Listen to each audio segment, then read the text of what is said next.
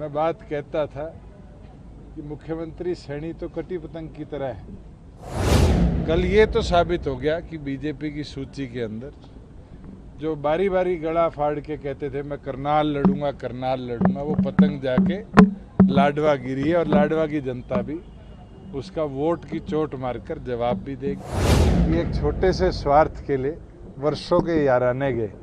अच्छा हुआ है मेरे दोस्त अमरजीत को ही बोलूंगा ना, कुछ नकली चेहरे पहचाने की। मैं बात कहता था कि मुख्यमंत्री सैनी तो कटी पतंग की तरह है। कल ये तो साबित हो गया कि बीजेपी की सूची के अंदर जो बारी बारी गला फाड़ के कहते थे मैं करनाल लड़ूंगा, वो पतंग जाके लाडवा गिरी है और लाडवा की जनता भी उसका वोट की चोट मारकर जवाब भी देगी। और मुझे लगता है आने वाले दिनों में देख लेना, सैनी साहब हरियाणा छोड़ो, कुरुक्षेत्र जिला छोड़ो, अकेले लाडवा कॉन्स्टिट्यूएंसी में ही दिन रात एक कर रहे हो। तो प्रदेश के युवा अब की बार क्या चाहेंगे? युवाओं ने आपका बदलाव रखा था, अब की बार देखो, युवा आपके साथ नहीं है। प्रदेश के युवाओं के लिए जो वादे करे थे पूर्ण तौर पर उनको पूरा किया। जैसे 75% युवाओं को प्राइवेट रोजगार में आरक्षण लाने का कानून पास किया, हमारी बहनों के लिए व्यवस्था बनाना, प्रदेश के अंदर कैसे नए रोजगार के अवसर आए उसके लिए उद्योग लाने की बात है। और मैं मानता हूं आने वाले दिनों में भी वो युवा ताकत ही बदलाव की एक गहरी नींव रखेगी। उचाना में ऐसा क्या काम है जो रह गया, डिप्टी सीएम रहते हुए नहीं करवा पाए और अब देख रहे हैं कि चुनाव में करवाएंगे अगर जीतते हैं? मैं तो इतना बोल सकता हूं, हमने बहुत सुधारा है। आप तो यहाँ शायद पहली बार आए, मगर यही उचाना है जो 40 साल एक परिवार के पास था और यहाँ पर ना सड़कें थी ना पीने के पानी की व्यवस्था थी। आज यहाँ पर 1200 करोड़ का निवेश अलग अलग परियोजनाओं में, चाहे सड़कों का हो, चाहे भाखड़ा का पानी गांव तक पहुँचाने तक हो, गांव के अंदर प्रति एक घर में पीने के पानी की टूटी पहुँचाने का हो, बहुत बदलाव उचाना में आया है। और उचाना की जनता जानती है कि सार्वजनिक तौर पर जो विकास कार्य हुआ है वो 36 बिरादरी का और प्रदेश को आगे ले जाने का केवल मात्र हुआ है तो जननायक जनता पार्टी के द्वारा। आप कह रहे थे परिवार की बात आपने की है, उसका कोई टेक्निकल एंट्री एग्जिट का मामला है और मुझे लगता है वो जैसे ही कवर अप होगा उसकी व्यवस्था है। बीजेपी का परिवार की बात आपने की है, वो परिवार कहता था कि हम दुष्यंत का उचाना छुड़वा दें। कोई बात नहीं, मैंने उनकी बीजेपी तो छुड़वा दी, कांग्रेस और छुड़वा दूंगा।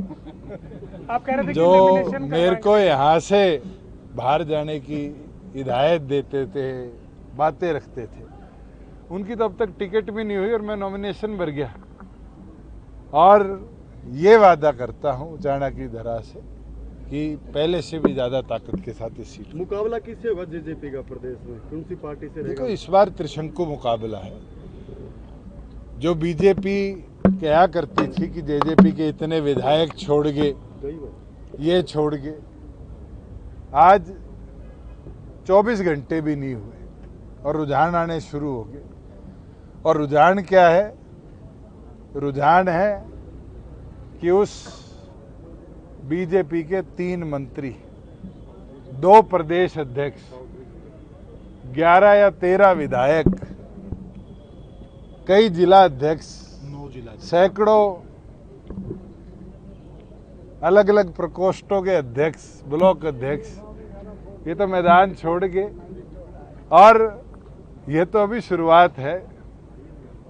वो हमें तोड़ रहे थे, वो ये सोचते थे हमारा संगठन कमजोर है। हमारे तो शायद संगठन के 5 साथी गए होंगे, 7 विधायक ही गए थे। मगर आज पता चल गया कि बीजेपी तो बुलबुला था, उनका तो संगठन भी कमजोर था, विधायक भी कमजोर थे, इसलिए तो सैकड़ों की तादाद में लोग उन्हें छोड़ गए। और ये केवल मात्र इसलिए हुआ है कि उनने विधानसभा के अंदर सदस्य बनाने के लिए संगठन से ज्यादा उन बुगलों को महत्व दिया जो शायद एक डाल से दूसरी डाल, एक खेत से दूसरे खेत घूमते हैं।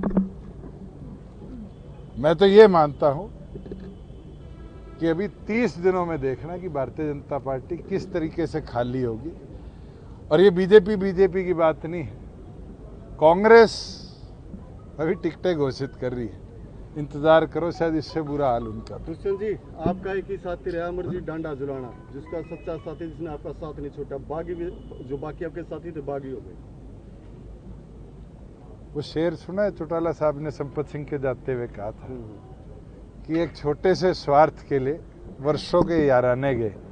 अच्छा हुआ है मेरे दोस्त, दो दोस्त अमरजीत को ही बोलूंगा ना, कुछ नकली चेहरे पहचाने की। मैं बात कहता था कि मुख्यमंत्री सैनी तो कटी पतंग की तरह है।